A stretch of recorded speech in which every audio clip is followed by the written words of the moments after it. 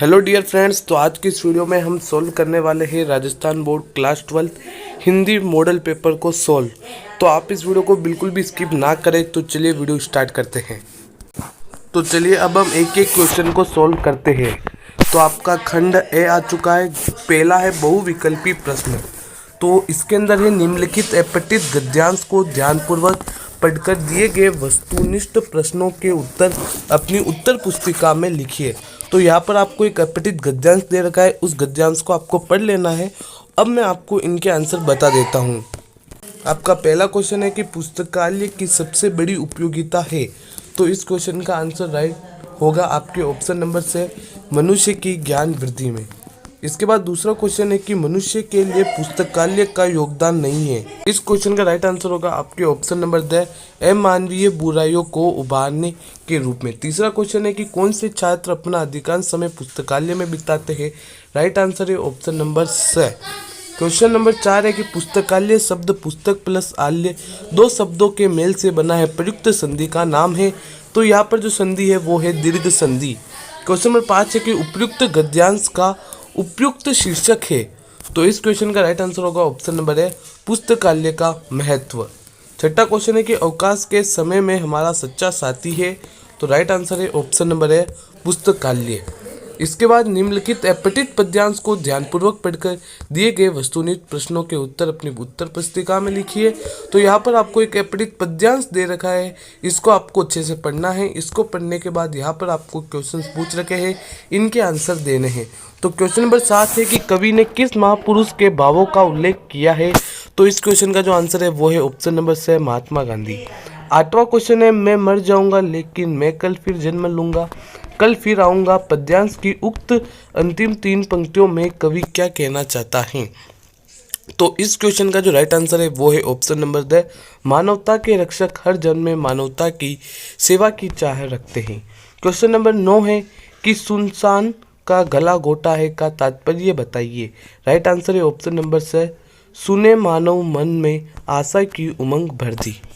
Question number 10 है किसी रचना को लिखने की कई शैलियाँ होती है, शैली भेद के अनुसार उपयुक्त पद्यांश की लेखन शैली कौन सी है। तो राइट आंसर है ऑप्शन नंबर ए आत्मकथा शैली। क्वेश्चन नंबर 11 है उपयुक्त पद्यांश का उपयुक्त शीर्षक नीचे लिखे विकल्पों से छांटिए। तो इस क्वेश्चन का राइट आंसर है ऑप्शन नंबर से मानवता के मसीहा महात्मा गांधी। क्वेश्चन नंबर 12 है कि अनलंघ्य शब्द का विपरीतार्थक शब्द है। तो इसका हो जाएगा लंघ्य, ऑप्शन नंबर ब।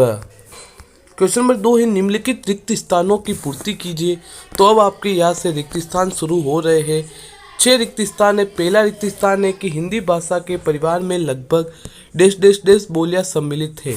तो इसका आंसर हो जाएगा 28 से 22। इसके बाद आपका दूसरा क्वेश्चन है अंग्रेजी भाषा की लिपि कौन सी होती है। तो वो होती है रोमन। इसके बाद क्वेश्चन नंबर 3 है कि प्रातःकालीन भ्रमण स्वास्थ्य के लिए उपयोगी है। वाक्य में कौन सी शब्द शक्ति है। तो इसका आंसर होगा अभिधा। तो इसके अंदर अभिधा शब्द शक्ति है। क्वेश्चन नंबर 4 है कि जहाँ विशेष प्रयोजन से प्रेरित होकर शब्द का प्रयोग लक्ष्यार्थ में किया जाता है तो वह डैश डैश डैश लक्षणा मानी जाती है। तो इस क्वेश्चन का आंसर होगा आपके प्रयोजनवती। इसके बाद आपका 5वां क्वेश्चन है माया दीपक नर पतंग भ्रमी भ्रमी इवे पड़ंत काव्य पंक्ति में अलंकार है। तो इसमें पुनरुक्ति प्रकाश अलंकार है। 6 है गंगा जल सा पावन मन है, काव्य पंक्ति में मन की तुलना गंगा जल से की गई है, अतः यहाँ पर कौन सा अलंकार होगा, उपमा अलंकार। इसके बाद आपका क्वेश्चन नंबर 3 है निम्नलिखित अति लघुत्रात्मक प्रश्नों के उत्तर एक पंक्ति में दीजिए। पहला है निम्न पारिभाषिक शब्दों के अर्थ लिखिए, जिसके अंदर पहला है QUORUM, यानी कि कोरम का आपको हिंदी अर्थ लिखना है। तो वो होता है गण पूर्ति। क्या हो जाएगा आपके गण पूर्ति। इसके बाद आपका दूसरा है पैक्ट। तो इस क्वेश्चन का जो राइट आंसर होगा वो होगा आपके समझौता। पैक्ट का हिंदी अर्थ क्या होता है, समझौता। इसके बाद दूसरा क्वेश्चन है कि परिसंग शब्द के लिए पारिभाषिक शब्द लिखे, यानी कि जो परिसंग होता है उसके लिए आपको पारिभाषिक शब्द लिखना है। तो इसका आंसर हो जाएगा आपके FEDERAL। इसके बाद तीसरा क्वेश्चन है कि फीचर का प्रारंभ कैसे होता है। तो जो आकर्षक और उत्सुकता पैदा करना, फीचर का प्रारंभ आकर्षक और उत्सुकता पैदा करने वाला होता है। क्वेश्चन नंबर 4 है कि कवि बनने के लिए लेखक आनंद यादव ने किसे गुरु बनाया। तो इस क्वेश्चन का जो राइट आंसर है वो है मास्टर सोंदलगेकर, मास्टर सोंदलगेकर। इसके बाद आपका अगला क्वेश्चन है 5वां कि यशोधर बाबू ने किसंदा के गांव चले जाने के बाद कौन सी परंपराओं का पालन किया था। तो इस क्वेश्चन का आंसर होगा घर में होली गवाना, जन्यों पुण्यों के समय लोगों को अपने घर बुलाना तथा रामलीला की तैयारी के लिए कैमरा देना, यह सब आदतें किसंदा ने ही उनमें लगाई है। क्वेश्चन नंबर 6 है कि डायरी के पन्ने पाठ के आधार पर एन के प्रकृति प्रेम का वर्णन कीजिए। ये क्वेश्चन आपके लिए है, आप इस क्वेश्चन का आंसर कीजिएगा। फिर अगला क्वेश्चन है कि यशोधर बाबू अपने बच्चों तथा पत्नी से क्या चाहते थे। बच्चों से चाहते थे कि वे उनका सम्मान करें और पत्नी से चाहते थे कि वे मूल संस्कारों की पालना करें क्योंकि वह आधुनिक बनती जा रही थी। फिर अगला क्वेश्चन है आपके कि सिंधु घाटी सभ्यता के 2 महानगर कौन कौन से हैं। तो सिंधु घाटी सभ्यता के 2 महानगर मोहनजोदड़ो और हड़प्पा है। फिर अगला क्वेश्चन है कि मोहनजोदड़ो हड़प्पा से प्राप्त नर्तकी की मूर्ति किस राष्ट्रीय संग्रहालय में रखी है। तो वो आपके दिल्ली के अंदर रखी गई है। क्वेश्चन नंबर 10 है कि कवि निराला ने अस्थिर सुख पर दुख की छाया किसको कहा है। तो इसका आंसर होगा क्रांति या विनाश की आशंका को। क्वेश्चन नंबर 11 देखिए, जाति प्रथा को श्रम विभाजन का ही एक रूप न मानने के पीछे अंबेडकर के क्या तर्क है। तो इसका आंसर है लेखक जाति प्रथा को श्रम विभाजन का एक रूप नहीं मानता क्योंकि यह विभाजन अस्वाभाविक है, ये मनुष्य की रुचि पर आधारित नहीं है, इसमें व्यक्ति की क्षमता की उपेक्षा की जाती है, ये केवल माता पिता के सामाजिक स्तर का ध्यान रखती है, व्यक्ति के जन्म से पहले ही श्रम विभाजन होना अनुचित है। जाति प्रथा व्यक्ति को जीवन भर के लिए एक ही व्यवसाय से बांध देती है, पैसा उपयुक्त या अनुपयुक्त कैसा भी हो करने के लिए व्यक्ति बाध्य होता है, संकट के समय भी पैसा बदलने की अनुमति नहीं होती, भले ही मनुष्य को भूखा मरना पड़े। फिर खंड ब देखिए जिसके अंतर्गत आपको लघुतात्मक प्रश्न पूछ रखे हैं और आपको 40 शब्दों के अंदर इनके उत्तर देने हैं। तो क्वेश्चन नंबर 4 है कि भारत में इंटरनेट पत्रिका का प्रारंभ किस प्रकार हुआ, संक्षेप में लिखिए। तो इस क्वेश्चन का आंसर है कि भारत में इंटरनेट पत्रकारिता का अभी दूसरा दौर चल रहा है। भारत के लिए पहला दौर 1993 से शुरू माना जा सकता है, जबकि दूसरा दौर सन 2003 से शुरू हुआ है। आज पत्रकारिता की दृष्टि से Times of India, Hindustan Times, Zee News, Aaj Tak आदि साइटें ही बेहतर है। इंडिया टुडे जैसी कुछ साइटें भुगतान के बाद ही देखी जा सकती है। क्वेश्चन नंबर 5 है कि प्रिंट मीडिया रेडियो माध्यम में से प्रत्येक से संबंधित 2 कमियां लिखिए। तो प्रिंट माध्यम की कमियां होती है, प्रिंट माध्यम अशिक्षित लोगों के लिए अनुपयोगी है। दूसरा, टेलीविजन तथा रेडियो की भांति मुद्रित माध्यम तुरंत घटना की जानकारी नहीं दे पाता है। इसके बाद रेडियो की क्या क्या सीमाएं हैं। पहला, रेडियो समाचार को कहीं भी वह कभी भी नहीं सुना जा सकता। दूसरा, कोई कठिन शब्द आने पर शब्दकोश में उसका अर्थ देखने का अवसर नहीं होता। तीसरा भी लिख सकते हैं, रेडियो समाचार में पीछे लौटने की सुविधा नहीं होती। चौथा, इन समाचारों का संग्रह नहीं किया जा सकता। क्वेश्चन नंबर 6, खाद्य पदार्थों में मिलावट विषय पर एक आलेख लिखिए। ये सभी अलग अलग लिखते हैं, आपको अपने भावों के अनुरूप लिखना है। 7वां क्वेश्चन है, भाषा को सहूलियत से बरतने से क्या अभिप्राय। तो इसका आंसर है, इसका अभिप्राय ये भाषा का सरलता, सादगी, सहजता एवं भावानुरूपता से प्रयोग करना। कविता में या लेखन में शब्दों का प्रयोग भावों के अनुरूप होना चाहिए। भाषा पूर्णतया सुबोध एवं संप्रेष्य होनी चाहिए। क्वेश्चन नंबर 8 है, कविता के बहाने कविता से बताइए कि सब घर एक कर देने के माने क्या है। तो इस क्वेश्चन का आंसर भी सिंपल है, आप अपने भावों के अनुरूप लिख सकते हैं।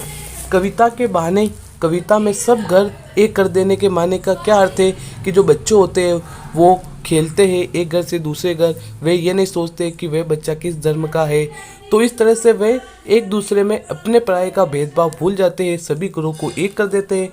इसी तरह जो कवि होता है वो भी कविता रचना करते समय भेदभाव को भूल जाता है और पूरी संसार को मद्देनजर रखते हुए वह अपने कविता की रचना करता है। आप अपने भावों के अनुरूप लिख लीजिएगा। 9वां क्वेश्चन है, जीजी के त्याग और दान के विषय में क्या विचार थे, काले मेघा पानी दे अध्याय के आधार पर समझाइए। ये क्वेश्चन भी काफ़ी इजी है। जो जीजी का त्याग और दान, ये विषय काफ़ी इजी है। इसके अंतर्गत जीजी क्या सोचती है कि अगर हम कुछ त्याग नहीं करेंगे तो हमें कुछ नहीं मिलेगा। जैसे हम मंदिर में जाते हैं तो हम भगवान को कुछ ना कुछ चढ़ाते हैं ताकि वह हमारी मनोकामना को पूर्ण करे। उसी तरीके से जो किसान होता है वो बहुत सारा गेहूँ प्राप्त करने के लिए गेहूँ को बोता है, भले ही वो 4-5 दाने हो। इस तरह से हम जीजी है वो त्याग और दान के विषय में सोचती है काले मेघा पानी के अध्याय के आधार पर। 10वां क्वेश्चन है कि चार्ली सबसे ज़्यादा स्वयं पर कब हंसता है। चार्ली स्वयं पर सबसे ज़्यादा तब हंसता है जब वह स्वयं को गर्वोन्नत, आत्मविश्वास से लबरेज, सफलता, सभ्यता, संस्कृति तथा समृद्धि की प्रतिमूर्ति, दूसरों से अधिक शक्तिशाली तथा श्रेष्ठ रूप में दिखता है। तब वह ऐसा अवसर निर्मित कर देता है कि सारी गरिमा को त्याग कर हास्य का पात्र बन जाता है। फिर खंड स देखिए, जिसके अंतर्गत निम्नलिखित प्रश्नों के उत्तर देने हैं 60 से 80 शब्दों के अंतर्गत। तो 11वां क्वेश्चन है, रुबाइया के आधार पर आपको घर आंगन में दिवाली और राखी के जो दृश्य है उनके बिंब को अपने शब्दों में लिखना है कि राखी और दिवाली के दिन क्या क्या हो रहा है। पाठ के अंदर निराला जी की बादल राग कविता का उद्देश्य क्या है। वर्तमान सामाजिक परिवेश में इस रचना के प्रभाव का आकलन कीजिए। काफ़ी इजी पार्ट है बादल राग कविता। इसके अंतर्गत जो निराला जी है वो क्या करते हैं, जो भी धन संपत्ति या फिर जो पूंजीपति होते हैं उन पर आक्षेप करते हैं और उन्होंने इस कविता के अंतर्गत बादलों को क्रांतिकारी भी बताया है। तो इस तरह से आप इनका आंसर अपने शब्दों में लिख लीजिएगा, क्योंकि हिंदी में कोई आंसर फिक्स नहीं होता है, आपको सटीक और सही आंसर लिखना होता है। क्वेश्चन नंबर 12, सीरीज के फूल नामक पाठ में लेखक ने साहित्य, समाज और राजनीति में पुरानी और नई पीढ़ी के किस द्वंद्व का संकेत किया है। अथवा वाला क्वेश्चन इजी है। नमक कहानी भारत पाक विभाजन के बावजूद मानवीय भावनाओं की समानता की कथाएं टिप्पणी कीजिए। क्वेश्चन नंबर 13, सूर्यकांत त्रिपाठी निराला का कवि परिचय लिखिए अथवा विष्णु खरे का लेखक परिचय लिखिए। क्वेश्चन नंबर 14 है कि यशोधर बाबू की पत्नी उनकी अपेक्षा अधिक प्रगतिशील है, उदाहरण से स्पष्ट कीजिए। अथवा वाला क्वेश्चन है, उसके अंतर्गत आपको क्या करना है, लेखक आनंद यादव संघर्ष करके जीवन को ऊंचा बनाता है, आप इससे कहाँ तक सहमत है, प्रमाण से सिद्ध कीजिए। 6 अंक का क्वेश्चन है, आप देख सकते हैं। खंड द, निम्नलिखित पद्यांश की सप्रसंग व्याख्या कीजिए। प्रभु प्रलाप सुनी कान बिकल भय बानर निकर, ये जो आपके 8वां पाठ है गोस्वामी तुलसीदास उससे लिया गया है। और अथवा में है, बहुत काली सील जरा से लाल केसर से की जैसे धुल गई हो, तो ये भी आपके शमशेर बहादुर सिंह का है। क्वेश्चन नंबर 16 है, निम्नलिखित गद्यांश की सप्रसंग व्याख्या कीजिए। 2 नंबर आपको वैसे ही मिल जाएंगे। मेरे पास वहाँ जाकर रहने के लिए रुपया नहीं है, ये मैंने भक्तिन के प्रस्ताव, मतलब ये किससे लिया गया, भक्तिन से। इसके रचयिता महादेवी वर्मा, तो बस इससे ही आपको 2 नंबर मिल जाएंगे और व्याख्या आपको करनी है। क्वेश्चन नंबर 17 है कि आपको 2023 की पूरक परीक्षाओं की तिथियों की सूचना तो एक विज्ञप्ति तैयार करनी है। अथवा में है कि आपको खेलकूद सामग्री क्या करनी है, इसके लिए आपको एक निविदा तैयार करना है।